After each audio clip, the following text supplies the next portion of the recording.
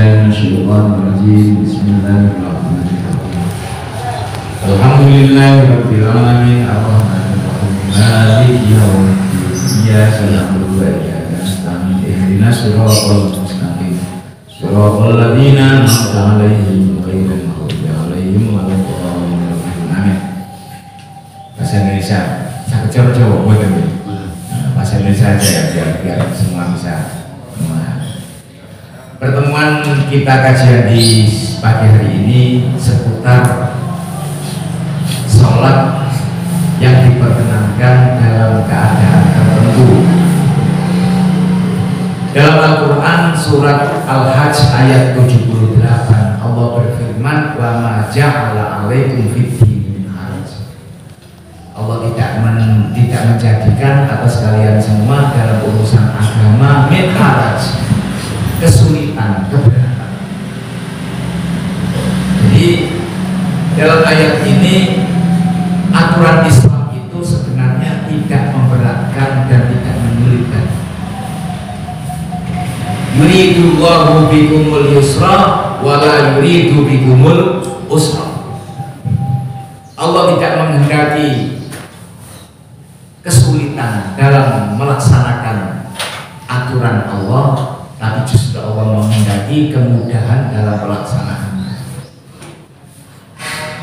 Hadirin yang dimuliakan Allah, sudah merupakan satu hal yang pasti rata-rata ketika kita dalam perjalanan akan mengalami kesulitan, akan mengalami masyarakat, akan mengalami hal-hal yang mungkin memberatkan bagi kita, sehingga bagi Nabi bersabda as-safaru qit'atun minal adab. Bepergian itu bagian daripada adab. Adab ini bukan arti siksaan. Adab ini artinya tidak bisa tidur dengan nyenyak. Dalam benak hati kita masih teringat keluarga yang di rumah dan seterusnya. Sehingga dalam keadaan bepergian ada beberapa hal yang diperbolehkan bagi kita. Dalam urusan sholat hanya ada dua. Yang pertama adalah mengqashar, yang kedua adalah menjamak.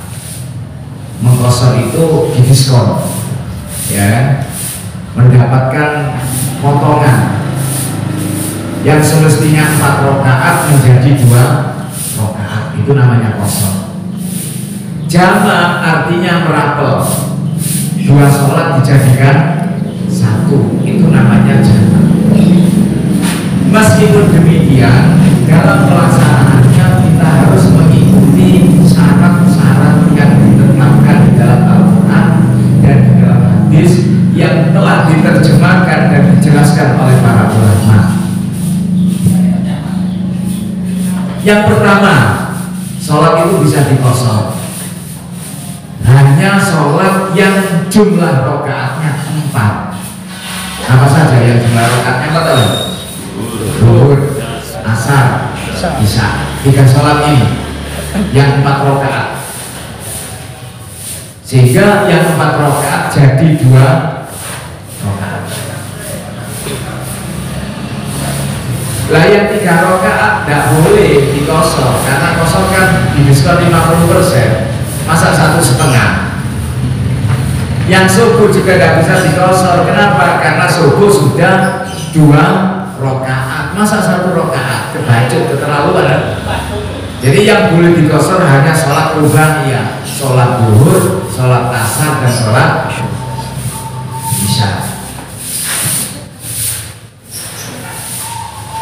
Apa ada dasarnya mengenai qashar sholat? Ini perlu diyakini. Karena kalau kita biasa sholat zuhur, biasa sholat asar, biasa sholat isya, kok ini 2 rakaat seakan-akan nggak ganjil, ya kan? 6 rakaat kok dari 2 rakaat ya? Apa ada dasarnya? Di dalam surat An-Nisa ayat 101 Allah berfirman, wa idza darabtum darabtum fil ardi falaisa alaikum junahun an taksuru minas sholat. Wa idza darabtum itu artinya safartum, ketika kalian dalam bepergian fil ardi, di permukaan bumi. Berarti kalau kita pergi ke bulan ini fil ardi. Kenapa? Karena pada umumnya seseorang itu bepergian di muka bumi. Kalau kau di langit hanya beberapa orang saja.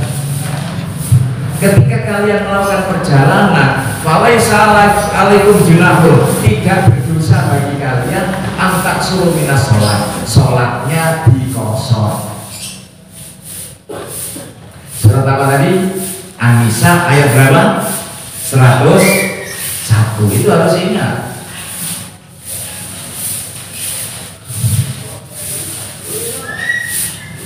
Kemudian dalam hadis Muslim, riwayat Muslim, hadis yang ke-686. Ini riwayat dari Ya'la bin Umayyah. Suatu ketika Ya'la bin Umayyah ini bertanya kepada Umar bin Khattab radhiyallahu an mengenai diperkenankannya mengqashar sholat dikarenakan situasi yang mencekam dalam perang misalnya. Sayyidina Umar, kita diperbolehkan mengqashar sholat karena situasi yang mencekam, situasi yang menakutkan, karena musuh sedang mengintai kita atau sedang peperangan. Padahal faktor aminan nas, sekarang sudah tidak ada peperangan lagi. Apakah masih boleh kita mengqashar sholat? Apa kata Sayyidina Umar? Faqala ajibtu mimma ajibtu minhu. Aku juga pernah mengalami hal yang sama. Pertanyaan yang kau lontarkan kepadaku itu pernah aku tanyakan kepada baginda Nabi Muhammad sallallahu alaihi wasallam. Apa jawab Nabi? Shadaqatun tasaddaqallahu biha alaikum. Mengqashar sholat itu bagaikan sedekah yang Allah berikan kepada kalian. Kalau kita dikasih sedekah ditolak apa diterima? Diterima, apalagi yang memberi sedekah itu Allah. Oleh karena itu dalam kata Sayyidina Umar, faqbalu shadaqatahu, terimalah sedekah dari Allah. Artinya meskipun tidak situasi mencekam, tidak situasi perang, kita diperkenankan untuk mengqashar sholat dalam situasi ketika kita dalam suatu perjalanan. Bisa dipahami ya? Kemudian yang harus kita pahami, perjalanan yang kita tempuh sehingga memperbolehkan kita mengqashar sholat. Pertama, tidak dalam perjalanan maksiat. Kalau kita bepergian tujuannya maksiat, maka sholatnya tidak boleh dikosor, bahkan juga tidak boleh dijamak. Misalnya kita pergi ke Bali, tujuannya untuk melihat pemandangan yang maksiat misalnya. Selama perjalanan sholat kita tidak boleh dijamak, juga tidak boleh dikosor. Kenapa? Karena perjalanannya dengan tujuan maksiat. Yang kedua, jarak tempuhnya harus mencapai minimal 84 kilo. Kalau sini ke Kediri nyampe 84 kilo enggak? Lebih. Berarti boleh kita kasih. 84 kilo itu dalam perjalanan, bukan pulang pergi. Jadi perjalanan perginya ini, pulangnya enggak dihitung, pulangnya nanti. Jadi kalau pulang pergi hitungannya lebih dari 84 ya. Kalau perpergiannya saja cuma 40 ya tidak boleh kita kosong. Jadi jarak tempuh tujuan kita itu minimal 84 kilo. Kemudian yang harus kita perhatikan juga, kita boleh melakukan sholat di qashar ayat tajawaza suwaral balad allati yusamil minha aw yatajawaza imronaha illam yakulah suwa. Kita harus sudah melampaui batasan di mana tempat kita tinggal. melewati batasan di mana tempat kita tinggal. Kita tinggal di mana? Surabaya. Berarti kita boleh mengqashar sholat ketika sudah keluar dari kota Surabaya. Jadi tidak boleh kita mau pergi jauh kemudian diqashar sholatnya di rumah, tidak boleh. Harus kita pergi, ya, mulai kita stop di perjalanan kita, begitu melampaui batasan tempat kita tinggal, di tempat itu baru boleh kita mengqashar sholat. Kemudian yang harus kita perhatikan lagi, anta ta'allaqa bi dhimmati fis safar wa yu'addiha aidan fis safar. Ketika kita kewajiban menjalankan sholat, kita sudah berada di perjalanan, dan melakukannya juga ketika kita di perjalanan. Artinya begini, misalnya nih, kita mau pergi berangkat jam 11 karena satu hal sehingga waktunya agak molor sampai masuk waktu zuhur. Begitu masuk waktu zuhur kemudian kita langsung pergi, maka zuhurnya nggak boleh diqashar. Kenapa? Karena ketika masuk waktu zuhur kita masih belum melakukan perjalanan. Ini jarang orang paham ini. Jadi berangkatnya itu selepas zuhur, zuhurnya itu ketika dia belum bepergian, tapi di tengah perjalanan melakukan zuhur dan asar berjamaah, zuhurnya ikut serta diqashar. Itu tidak sah. Kenapa? Karena ketika dia mendengarkan azan masuk waktu zuhur dalam kondisi masih di rumah. Paham ya? Yang boleh diqashar zuhurnya ketika sebelum masuk waktu zuhur kita sudah melakukan perjalanan. Jam 11 kita keluar rumah, kita pergi musafir, kemudian dengan perjalanan kita kedengaran azan zuhur, maka zuhurnya boleh diqashar. Kenapa? Karena ketika kita masuk waktu zuhur sudah berada di perjalanan. Kemudian mengqashar sholat zuhur pun ketika kita dalam perjalanan. Kalau kita sudah nyampe di tempat tujuan dan kita niat mungkin di sana 4 hari minimal, maka tidak boleh diqashar karena kita sudah mungkin minimal 4 hari selain pulang pergi. Lantas kalau kita berada di satu tempat tujuan tidak sampai 4 hari, kita tidak niat mukim 4 hari, berdiam 4 hari, makanya jamaah tabligh kan cuma 3 hari deh, satu tempat pindah lagi kan begitu. Barangkali ini untuk mengantisipasi seperti itu. Ketika 4 hari maka selama itu tidak boleh diqashar. Bagaimana ketika kita melakukan sebuah tugas, misalnya menjumpai seseorang di Jakarta, dijanjikan hari Kamis, kita datang ke Jakarta hari Kamis, ternyata orangnya tidak masuk kerja. Hari Jumat kita datang lagi ke kantor, dia tidak masuk kerja juga.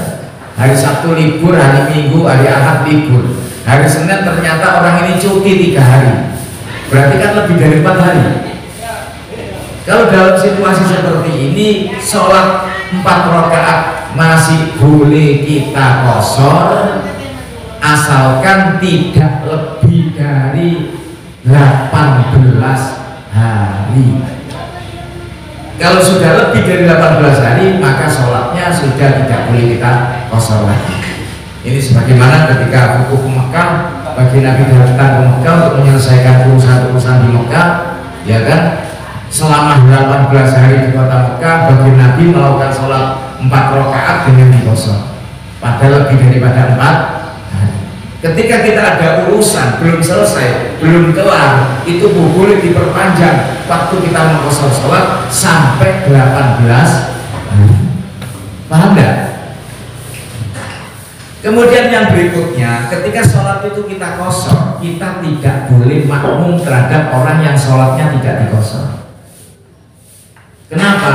Karena makmum itu harus mengikuti imam sampai salam. Loh, kalau makmumnya itu sholat zuhur dikosor 2 rakaat, imamnya tidak, berarti kan sama dengan kita berhenti di tengah jalan, nggak boleh. Kalau kebalikannya, imamnya mengkosor sholat tapi makmumnya tidak, itu boleh. Begitu imam 2 rakaat salam, maka makmum melanjutkan 2 rakaat berikutnya. Hanya saja disunahkan idza sallama ala ra'si rak'ataini ayyuhal muqtadid wa fayaqul lahum atimmu sholatakum fa inni musafir. Ketika kita mengkosor sholat, ada orang yang makmum di belakang kita yang bukan mengkosor sholatnya. Begitu kita 2 rakaat salam, dianjurkan kita mengatakan kepada dia, aku musafir, lanjutkan 2 rakaat berikutnya. Paham ya? Lantas bagaimana dengan posisi makmum yang tidak tahu imam ini mengkosor atau tidak? Misalnya dalam perjalanan kita masih ke toilet ke 1-2, kemudian kita balik ke masjid mau sholat, ternyata imamnya sudah sholat. Kita tidak tahu imam ini mengkosor atau apa tidak. Kalau situasi yang seperti ini boleh dengan cara taklikun niat. Saya mengkosor sholat kalau imamnya mengkosor. Saya tidak mengkosor kalau imamnya tidak mengkosor. Allahu Akbar, selesai. Begitu imam 2 rakaat salam, kita ikut salam. Begitu tidak melanjutkan sampai 4 rakaat, kita juga mengikutinya. Itu namanya taklikun niat bil imam. Ini penting sekali nih. Kemudian para hadirin yang dimuliakan Allah, yang kedua adalah menjamak sholat.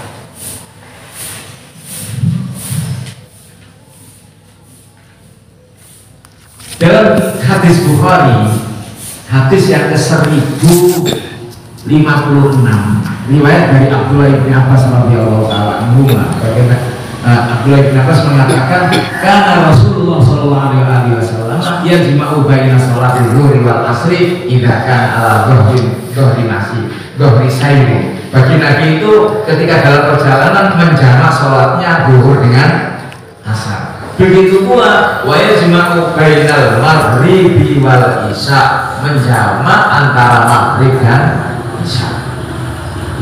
Sehingga yang boleh dijamak adalah zuhur dan asar, maghrib dan isya. Dan bentuk pelaksanaan jamak itu ada 2. Yang pertama adalah jamak takdim, yang kedua adalah jamak takhir. Selama kita masih mungkin melakukan jamak takdim, hendaknya tidak menjamak takhir. Saya ulangi, selama masih memungkinkan jamak takdim, jangan sekali-kali menjamak takhir. Jamak takdim melaksanakan sholat zuhur dengan asar di waktu zuhur. Jadi asarnya ditarik ke zuhur, itu namanya jamak takdim. Melaksanakan sholat isya pada waktu maghrib, berarti isya-nya ditarik ke maghrib, itu namanya jamak apa? Takdim. Jamak takhir menunda sholat zuhur karena akan dilakukan pada waktu asar, menunda sholat maghrib karena dilakukan bersamaan dengan sholat isya. Berarti zuhur dilakukan di waktu asar, ditarik ke asar ke belakang, maghrib ditarik ke isya, ditarik ke belakang, namanya jamak apa? Takhir.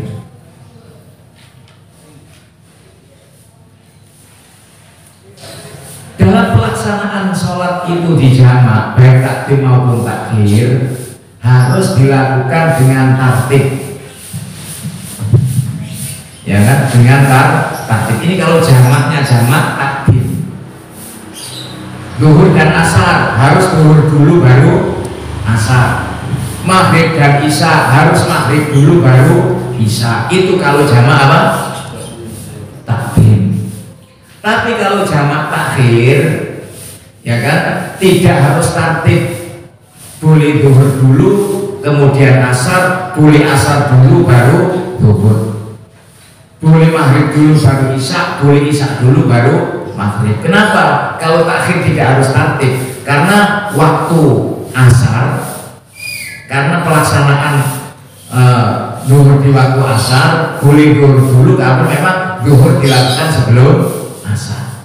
boleh asar dulu kemudian zuhur, karena memang waktu itu adalah waktu asar. Makanya kalau jamak takhir tidak harus takdim, kalau jamak takdim harus takdim. Kemudian dalam hal niat, dalam hal niat,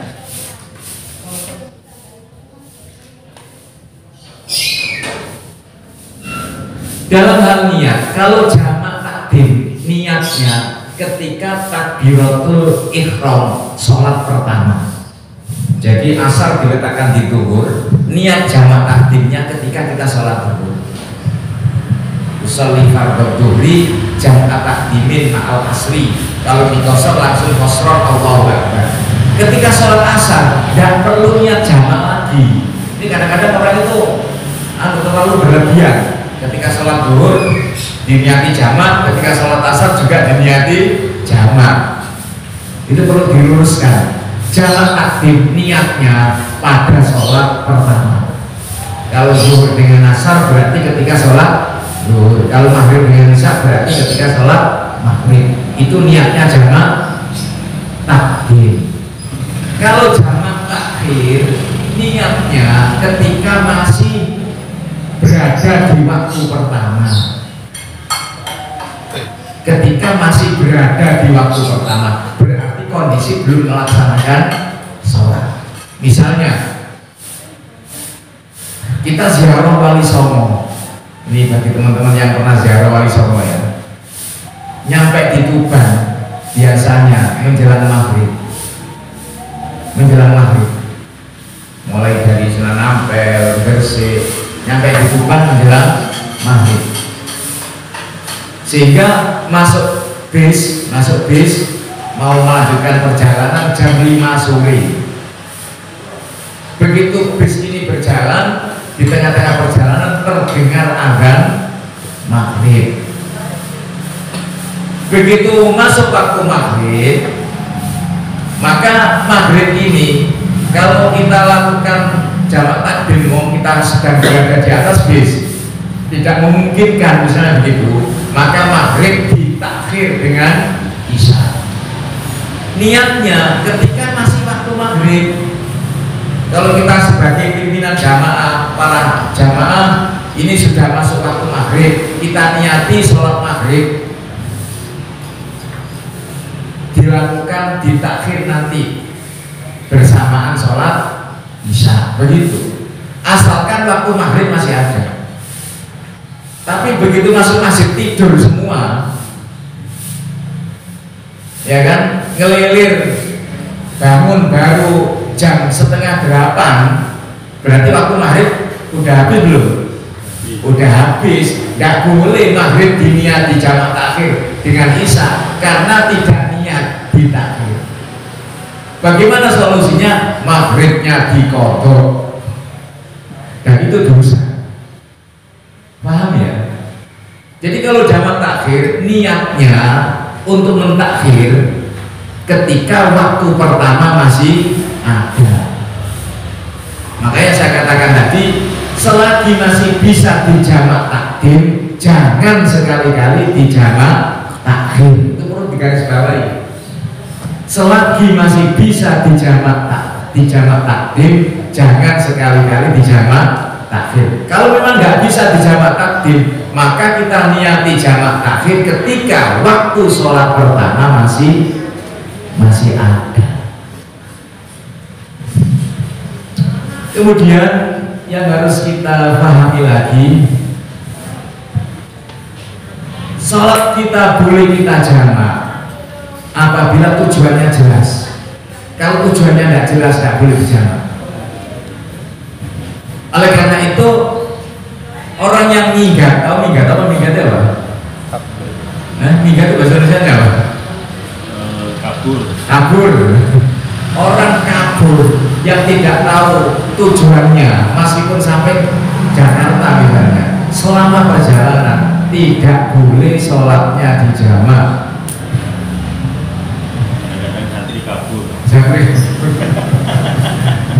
Selama kabur tidak boleh, kecuali niat pulang kabur tapi niat pulang. tujuannya jelas boleh dijamak. Tapi kalau tujuannya tidak jelas, arahnya kemana, selama bepergian tidak boleh dijamak. Barangkali ada yang perlu ditanyakan sebelum saya lanjutkan beberapa hal yang perlu kita cermati, perlu kita pahami mengenai seputar menjamak salat. Ada apa ya? Itu ada perlintasan Surabaya Sidoarjo atau kampung, beda kampung di mana? Di sini Suarel Balat. Balat itu apa? Bukan Korea ya. Kalau Korea itu kampung. Balat itu mungkin sekitar, kalau dipraktekkan di sini Balat itu ya kota, bukan kampung. Ya, kota bukan kampung. Berarti kan tempat saya Tintang, Jalan-Jalan Sidoarjo, kan beda kampung. Oh bukan, masih satu kota, sama-sama Surabaya. Sampai keluar Sidoarjo ada tekenan nih, selamat datang di kota Sidoarjo, ada logonya, urang udang dengan bandeng. Nah ini kan juga jadi pertanyaan, kalau tempat tinggal kita itu berada di perbatasan gimana? Misalnya di Tambak Oso, sebelahnya kan udah apa namanya Tambak Melangri, kan dibatasi antara Sidoarjo dengan Surabaya dengan sebuah sungai kan. Ya kita beberapa jangka udah di Sidoarjo, beberapa jangka lagi jadi Surabaya. Lagi di mana kamu? Di Sidoarjo. 1 menit berikutnya lagi di mana kamu? Di Surabaya. Lo cepetin. Kapan nanti Sidoarjo? Memang rumahnya itu perbatasan antara Surabaya dan Sidoarjo. Kalau demikian gimana? Apakah boleh ketika kita sudah melampaui batas itu? Boleh. Ini bukan jaraknya tapi batasannya. Ketika kita sudah melampaui batasan itu, maka di tempat itu kita sudah boleh mengqashar sholat dan menjamaknya. Karena apa? Sudah di luar batasan kok. Seperti Masjid Agung sebelahnya yang perumahan itu kan sudah Sidoarjo. Ya. Hanya beda kali. Iya. Lompat Sidoarjo, lompat ini. Iya, seperti itu lah. Karena kalimatnya ayat jawaza suarul barat allati yusahiru. Saya terbang. Harus melampaui batasan kota di mana dia melakukan perjalanan. Ada tanya lagi? Sebelum ini ada kol-kol yang sah ya, kol-kol yang sebagian pendapat yang mungkin bisa kita jadikan solusi. Ada tanya? Kita kan sebagian ini kan memang jauh nih. Rata-rata di sini kan santri itu disebut sebagai mukim nih. Nah, kemudian kita pulang nanti di sana disebut sebagai mustautin. Nah, ini nanti untuk pelaksanaan jamak qasornya bagaimana? Apakah harus di perjalanan atau harus sampai di rumah sebagai mustautin itu? Iya. Perlu kita ketahui kalau mukim orang yang berdomisili tapi tidak tetap, artinya suatu waktu dia pindah. Seperti santri namanya mukim, ya kan? Namanya apa? Mukim. Kalau dulu ada istilah kipeng, kartu penduduk musiman, ya kan? Dulu kan ada istilah begitu, ada kipeng, ada KTP kan?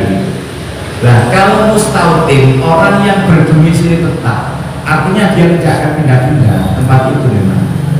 Nah, posisi anak santri ketika di pondok namanya mukim, namanya mukim. Makanya sebenarnya santri itu tidak termasuk ahlul Jumat. Sampai sholat Jumat yang syaratnya 40 orang menurut Imam Syafi'i baru sah.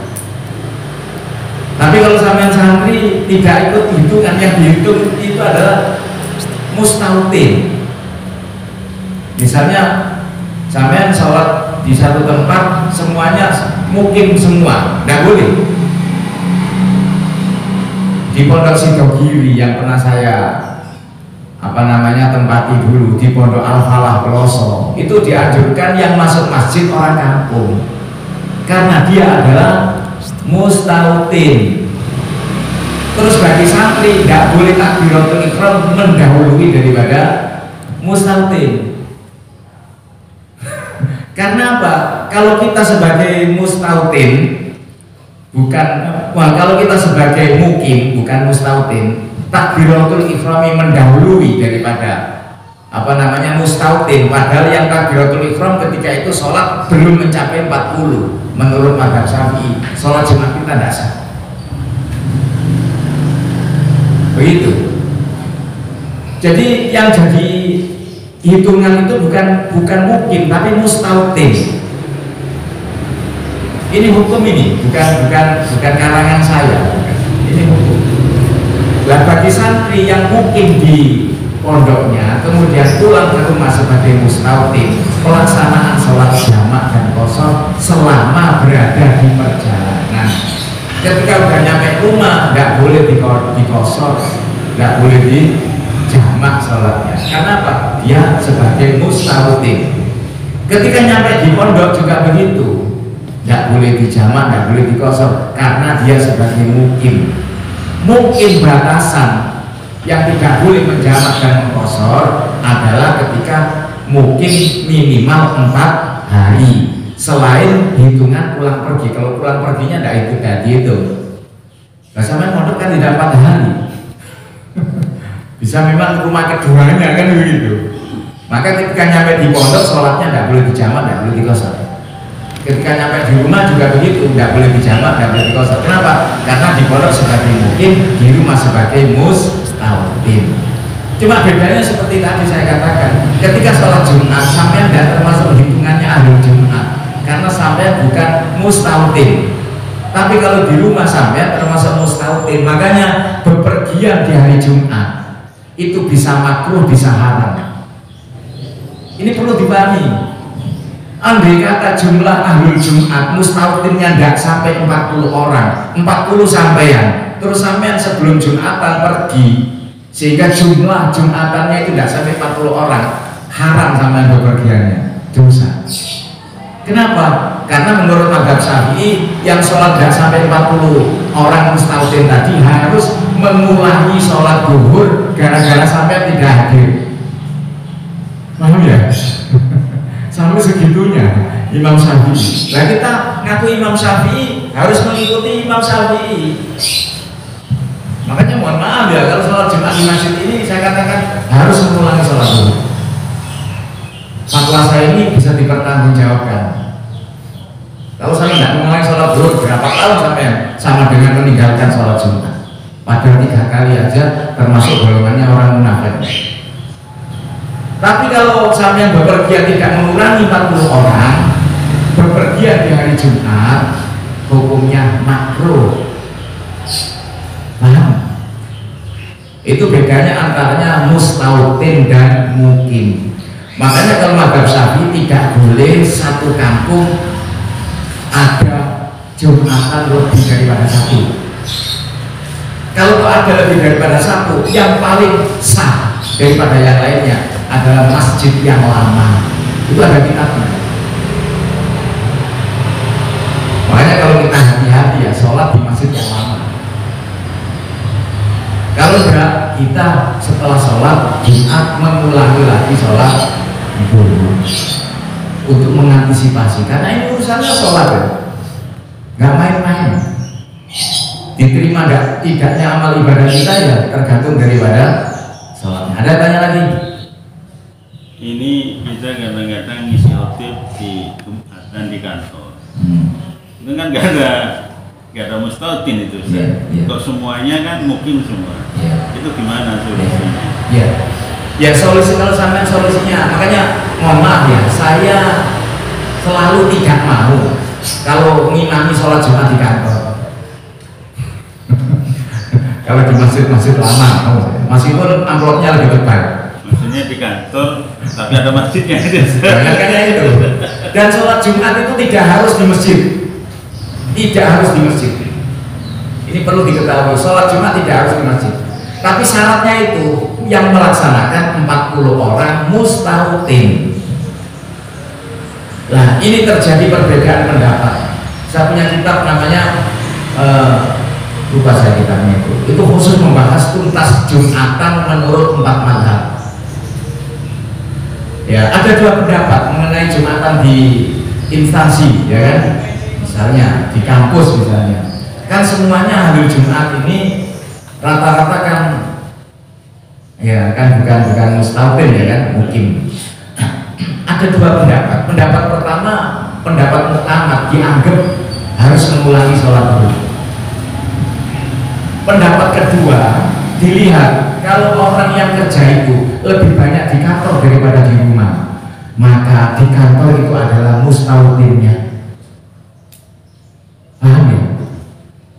Ketika orang kerja mulai pagi sampai malam, pulang di rumah cuma tidur, kemudian setelah bangun pergi lagi ke kantor lagi.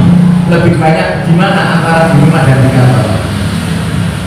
Kalau lebih banyak di kantor berarti dia termasuk mustautinnya di kantor.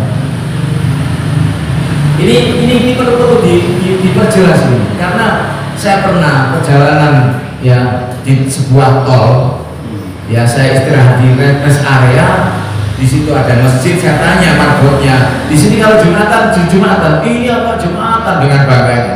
Jumatan sini Pak, imamnya dari luar, jamaahnya ya musafir itu kan. Apa ada orang kampung masuk sini? Ya tidak bisa. Oh namanya tol itu ditutup, tidak boleh orang kampung masuk. Ya yang jamaah Jumatan ya mereka itu orang-orang yang dalam bepergian. Lantas kemudian setelah sholat Jumat diulangi sholat duhur apa enggak? Ngapain diulangi? Kamu dasar. Wah ini gak tahu ngaji berarti. Semestinya jangan sholat Jumat, sholat duhur, karena musafir tidak diwajibkan Jumatan. Tapi andai kata musafir Jumatan, Jumatnya tetap sah. Tapi kalau semuanya musafir yang Jumatan, harus diulangi sholat duhur. Ini urusan sholat, Pak. Nggak main-main.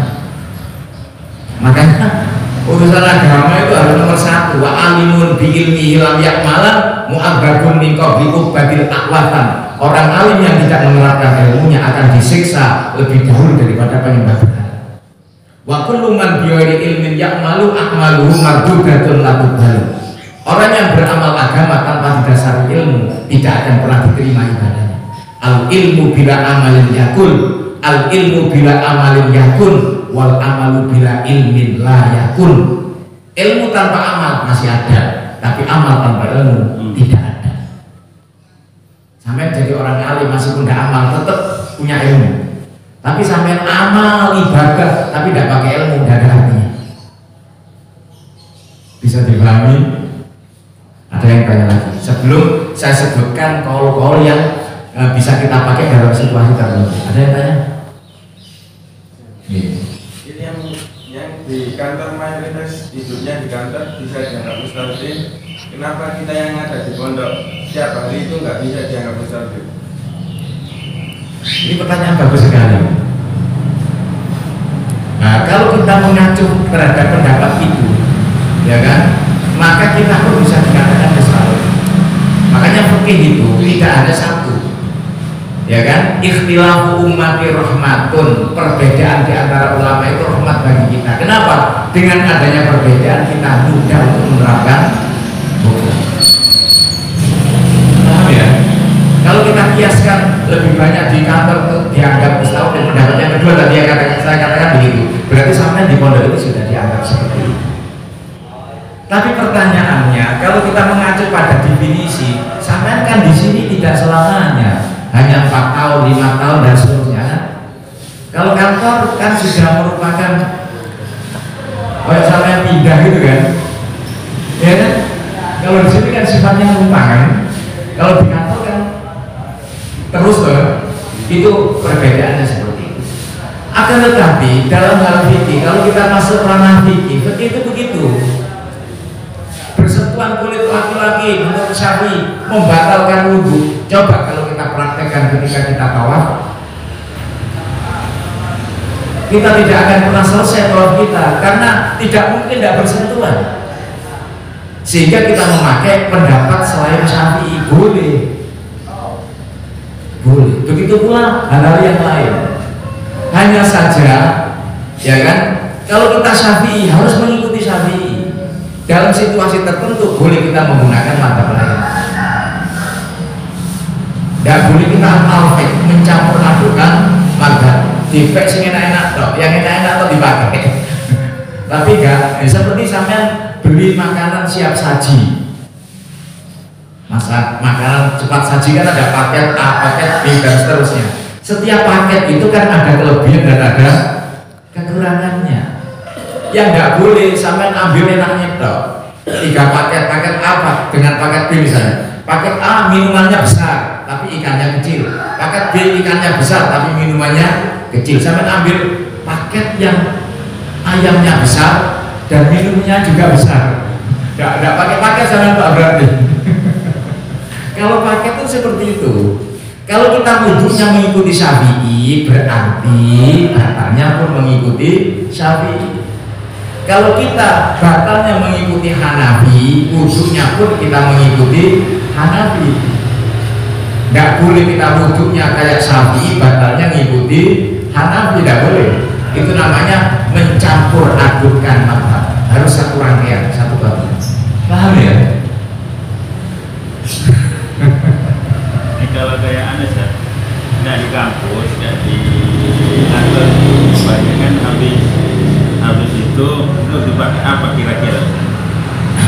Begini, dalam kita memilih mazhab ya, memilih apa namanya hukum itu, kita ambil yang muktamad, yang diikuti oleh mayoritas ulama.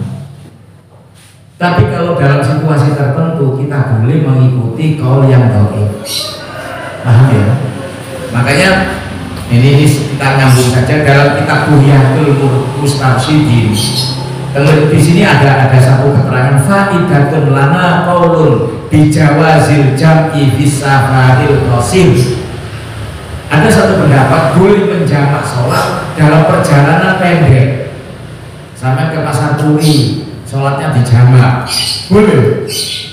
Ikhtarahul Bandaniji ya. Wadahirul hadis jawazu walau fi hadirin. Dalam hadis dikatakan boleh menjamak sholat meskipun tidak dalam perjalanan. Ini hadis seperti yang dalam kitab Syarah Muslim. Nabi pernah menjamak sholat tidak dalam perjalanan. Wahaka al-khitab bi an-nabi Ishaq jawazahu fil hadar lil hajat. Menurut Khatabi boleh menjamak sholat di rumah asalkan karena hajat. Wa illam yakun khaufun wala matarun wala maradun, meskipun tidak karena situasi yang mencekam, tidak karena hujan dan tidak karena sakit. Ini juga dinukil oleh Ibnu Mundir. Bahkan menurut riwayat pendapat Imam Malik, inna waqtal dhuhri yang taqdu ila ghurubi syams. Waktu zuhur itu diperpanjang sampai terbenamnya matahari. Imam Abu Hanifah mengatakan yabqa ayyasira abdilu mithlahu maydful asr. Dan di dalam Syarah Yaqutin Nafis halaman 232 ini saya bacakan dulu, nanti saya terangkan. Wa kana sayyidina Imamul Haddad ya'muru ba'da banati idza istiqlalihinna bil ahli majlis nisa bi niyyati ta'khiri dhuhri ila waqtil asr. Imam Haddad ketika putri-putrinya ada satu acara, ya ada satu acara, diperbolehkan, diperkenankan untuk menjamak zuhur dengan asar. Wa fi San'a, di ibu kota Yaman, San'a, kanal munadi yaumal jum'ah yunadi ba'da salat wa yakul salatu asrin takdiman wa yusalluna al-asra muqaddaman mura'atan li ahli al-aryafi haitsu innahum yastaruna hajatihim minasuk min ba'dil jum'ati ila qurbil maghrib. Karena ada pasar kaget selepas Jumatan dan pedagang-pedagang itu ketika sibuk melayani pembeli nggak terasa tahu-tahu udah sampai menjelang maghrib, asarnya kan hilang. Kebanyakan pedagang-pedagang nggak sholat asar, sehingga diinformasikan sebelum Jumatan bagi pedagang yang dimungkinkan sholat asarnya itu hilang, hendaknya dijamak takdim dengan Jumat. Ini kalau doa ya boleh kita pakai dalam situasi tertentu. Misalnya nih, kita pergi kulaan ke Pasar Turi, berangkat jam 9 pagi, nyampe sana kulaan selesai. Kalau kita tinggal sholat zuhur, hilang dagangan kita. maka kita langsung pulang saja. Zuhurnya kita jamak takhir dengan asar. Di mana? Di rumah. Nggak dosa karena ada kaulnya. Kalau kita tidak dijamak, harus hilang-hilangan zuhur ya dosa. Alladzina hum an sholatihim sahun, ancamannya neraka wae. Kita kerja di Surabaya, pulang di Sidoarjo,